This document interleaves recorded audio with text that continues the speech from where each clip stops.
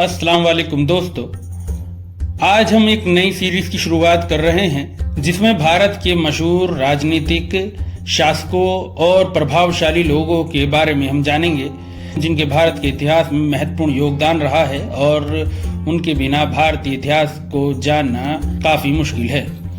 मेरा नाम है मोहम्मद उबैद खान और आप देख रहे हैं उबैद खान रिकॉर्डिंग। भारतीय इतिहास की कुछ असाधारण महिलाओं के जीवन और उपलब्धियों की एक श्रृंखला शुरू हो रही है। उसमें पहली है बेगम सुमरू, जोहाना नोबलेस सुमरू या फरजाना ज़ैब-उन-निसा, जिन्हें बेगम सुमरू के नाम से जाना जाता है। एक परिवर्तित कैथोलिक ईसाई ने अपने करियर की शुरुआत एक नाचने वाली लड़की के रूप में की थी। 18वीं सदी में भारत में और मेरठ के पास एक छोटी सी रियासत सरधना के शासक बनी। वह पेशेवर रूप से ट्रेंड भाड़े के सैनिकों की प्रमुख थी जो उन्हें अपने यूरोपीय भाड़े के पति वाल्टर रेनाल्ड सोब्रे से विरासत में मिली थी। इस भाड़े के सेना में यूरोपीय और भारतीय शामिल थे। उन्हें भारत में एकमात्र कैथोलिक शासक भी माना जाता है क्योंकि उन्होंने 18वीं और 19वीं सदी में भारत में सरधना रियासत पर शासन किया था।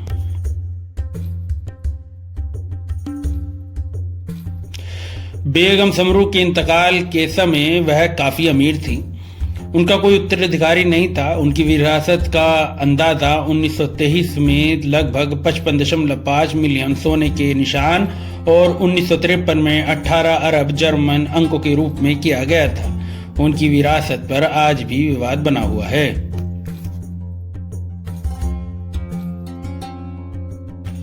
एक 4.5 फुट लंबी लड़की की दिल्ली की सड़कों से एक कोठे के मालिक ने उठा लिया और 55 वर्ष तक एक समृद्ध राज्य का शासन किया। ऐसे समय में जब साम्राज्य लड़खड़ा रहे थे और कोई भी व्यक्ति सुरक्षित नहीं था, अपनी कूटनीतिक क्षमताओं और अपनी प्रभावशाली उपस्थिति के साथ बेगम जोआना नोबलेस सुमरू 18वीं शताब्दी की एक अप्रत्याशित नारीवादी प्रतीक हैं।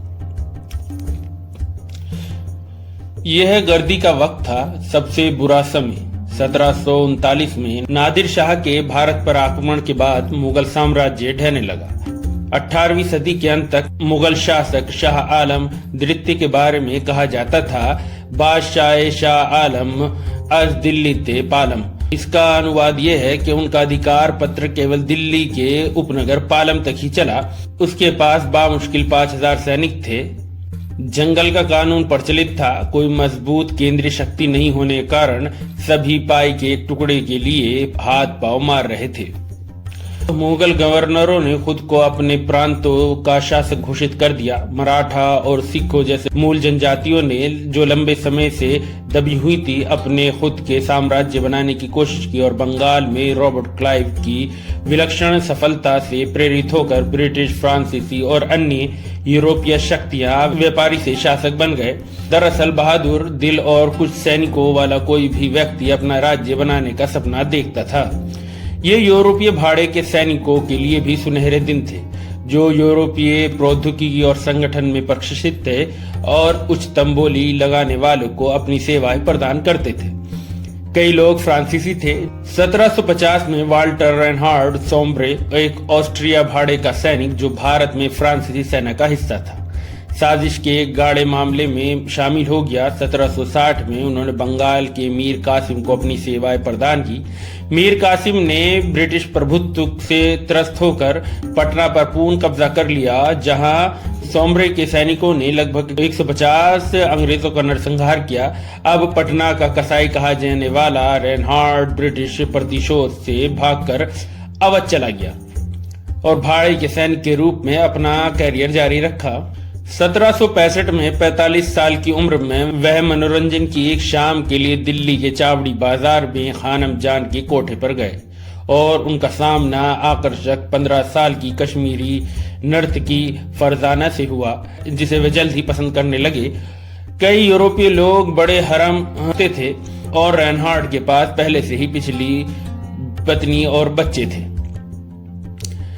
तेज तर्रार और चतुर फरजाना उसकी साथी बन गई क्योंकि उसने विभिन्न रईसों को अपनी सेवाएं दी थी। सोम्ब्रे ने जल्द ही डीक के जाट शासकों के लिए काम करना शुरू कर दिया, जो उस समय आगरा पर कब्जा कर रहे थे। 1773 में नजफ खां के नेतृत्व में मुगल सेना ने जाटों को आगरा से खदेड़ दिया, लेकिन खान सोबरे के सैनिकों की युद्ध कौशल से इतना प्रभावित हुए कि उसने उसे मुगलों में शामिल होने के लिए आमंत्रित किया। इस चंचल समय में सोबरे के पास पहले से ही 14 मास्टर्स थे। सोबरे ने अपनी सेना के साथ मुगलों से जा मिला। दिल्ली में रहने के अगले 3 वर्षों में सोबरे और उसकी बेगम ने खुद को मुगल दरबार में स्थापित किया। कई पर्यवेक्षक उसमें बेगम के दोस्त बनाने और लोगों को प्रभावित करने की क्षमता को एक प्रमुख भूमिका मानते हैं। न केवल वह चतुराई से क्रोधित अंग्रेजों को सौंपने जाने से बच गई, बल्कि वह वास्तव में सरधना की समृद्ध जागीर पाने में भी कामयाब रहे, जिससे उन्हें 1776 में शाह की शाही सनद के साथ 6 लाख रुपए प्रति साल, जो आज के दौर में तकरीबन 30 करोड़ रुपए होते हैं, मिलते थे। आलम इस प्रकार से दरिद्र साहसी शासक बन गए। सोबरे को आगरा का नागरिक और सैन्य गवर्नर भी बनाया गया। हालांकि सोबरे अपने अच्छे भाग्य का आनंद लेने के लिए लंबे समय तक जीवित नहीं रहे और केवल 2 साल बाद 1778 में उनकी मृत्यु हो गई। मानक के अनुसार उनके बेटे जफरयाब खान, हालांकि कमजोर दिमाग वाले, मानते थे कि जागीर विरासत में मिलनी चाहिए थी, लेकिन बेगम समरू बिना किसी लड़ाई के अपनी शक्तियां छोड़ने वाली नहीं थी। वह अपने सैनिकों को अपने समर्थन में लाने में कामयाब रही और नजफ खां के साथ अपने प्रभाव का प्रयोग करके सरधना को अपने लिए आवंटित कर लिया। जफरयाब ने कविता और कला से वित्त पोषित जीवन का पालन करते हुए दिल्ली में विलासिता में रहना जारी रखा।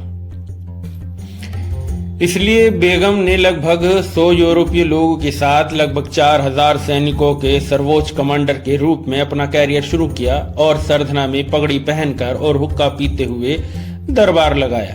वह 1781 में बेवजह कैथोलिक धर्म में परिवर्तित हो गई और उन्होंने जोआना का नाम ले लिया। हालांकि उन्होंने मुगल पोशाक और शिष्टाचार बनाए रखा, सिवाय कभी कभी जब उन्होंने पर्दा छोड़ दिया और अपने यूरोपीय अधिकारियों के साथ भोजन किया। वह युद्ध में अपने सैनिकों का नेतृत्व करती थी और कई लोगों को जीत दिलाती थी।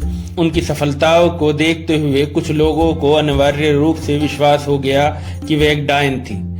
वह कई बार असहाय शाह आलम को बचाव में आई और उसने उसे अपनी प्यारी बेटी कहना शुरू कर दिया और जिसे जैब-उन-निसा, महिलाओं के बीच आभूषण की उपाधि दी गई। एक उदाहरण 1783 का है, जब बाघेल सिंह ने दिल्ली पर कब्जा कर लिया और 30,000 सिख सैनिकों के साथ उस क्षेत्र में डेरा डाला, जिसे इस प्रकार 30,000 नाम दिया गया। भयभीत शाह आलम ने बेगम से बातचीत करने के लिए कहा। वह दिल्ली में 8 गुरुद्वारों का निर्माण के अधिकार और उस वर्ष के लिए चुंगी के 1% के लिए उनसे छुटकारा पाने पर कामयाब रही। 1788 में रोहिल्ला सरदार गुलाम कादिर ने दिल्ली पर कब्जा कर लिया और शाही परिवार को यातना देकर उनसे अपना खजाने का पता बताने को कहा। गुस्से में आकर उसने सम्राट को अंधा कर दिया। बेगम पहुंची और अपने तोपखाने और सैनिकों का सामना करते हुए कादिर दिल्ली से भाग गया। बाद में उन्हें सम्राट के आदेश पर महादजी सिंधिया ने पकड़ लिया और रचनात्मक रूप से यातना देकर मौत के घाट उतार दिया, क्योंकि उनकी आंखों की पुतलियों को एक बक्से में उत्सुकता से इस्तेमाल कर रहे शाह आलम के पास भेज दिया गया था ताकि वह अपनी उंगलियों से महसूस कर सकें। बेगम अपने फैसले और दूरदर्शिता के लिए जानी जाती थी, लेकिन एक मामले में उन्होंने अपने दिल को अपने दिमाग पर हावी होने दिया और इसकी बड़ी कीमत चुकाई। जॉर्ज थॉमस एक आयरिश डाक वर्कर जो भारतीय भाड़े का सैनिक बन गया था, 1787 में उसके साथ शामिल हो गया। एक साहसी सैनिक, वह उसके सैनिकों का प्रमुख था और कई मायनों में उसका प्रेमी था। उन्हें जहाजी साहब के नाम से जाना जाता था, जो जॉर्ज का देसी संस्करण था। उनकी साझेदारी फली फूली और उन्होंने कई लड़ाइयां जीती, लेकिन चीजें बदल गईं। जैसे कि हमेशा करते हैं, एक साहसी और बहादुर फ्रांसीसी आर्म सॉल्ट उसके साथ शामिल हो गया और 40 साल की उम्र में बेगम को प्यार हो गया। उसने गुप्त रूप से फ्रांसीसी से शादी कर ली। अत्यधिक ईर्ष्यालु जॉर्ज थॉमस चले गए और अपनी छोटी सी टुकड़ी के साथ एक मराठा साहसी व्यक्ति में शामिल हो गए। लेवासोल्ट बहुत उच्च हाथ वाला था और उच्च सोलिल शैली की एक अदालत बनाए रखना चाहता था।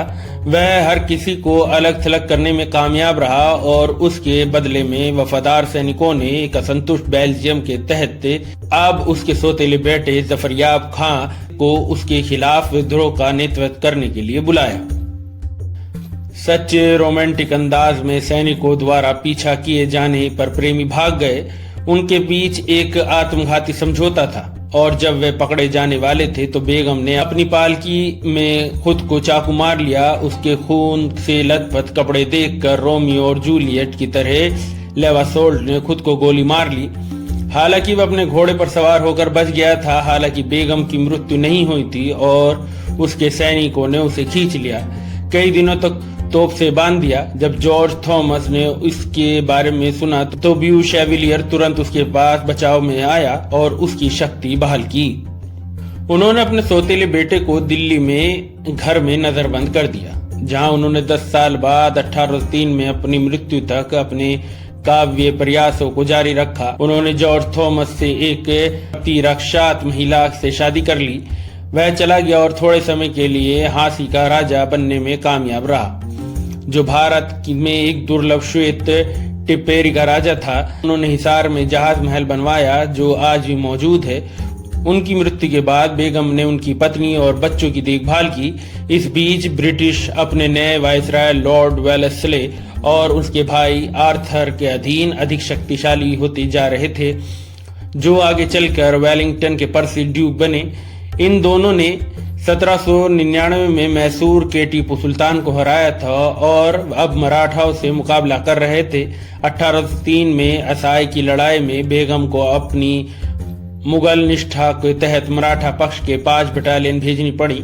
इस कठिन समय में, जिसे वेलिंगटन ने अपनी बेहतरीन जीत नेपोलियन वाटरलू से भी अधिक बताया, बेगम की सेना उसके गुप्त निर्देशों के तहत खुद को बचाने में कामयाब रही और सुरक्षित और स्वस्थ होकर उसके पास लौट आई। इस बीच मराठा दिल्ली की लड़ाई लॉर्ड लेक के तहत अंग्रेजों से हार गए थे और ब्रिटिश सेना दिल्ली में प्रवेश कर गई थी। अंग्रेज स्पष्ट रूप से उनकी जागीर छीनना चाहते थे, क्योंकि पटना में उनके पति का नरसंहार हुआ था और असाय में उनके खिलाफ लड़ाई हुई थी। लेकिन बेगम कई कठिन परिस्थितियों से बची रही और कड़ी मेहनत की। उन्होंने सिखों द्वारा बंधक बनाए गए एक ब्रिटिश अधिकारी की रिहाई के लिए बातचीत में मदद की और लॉर्ड लेक को मंत्र मुक्त कर दिया।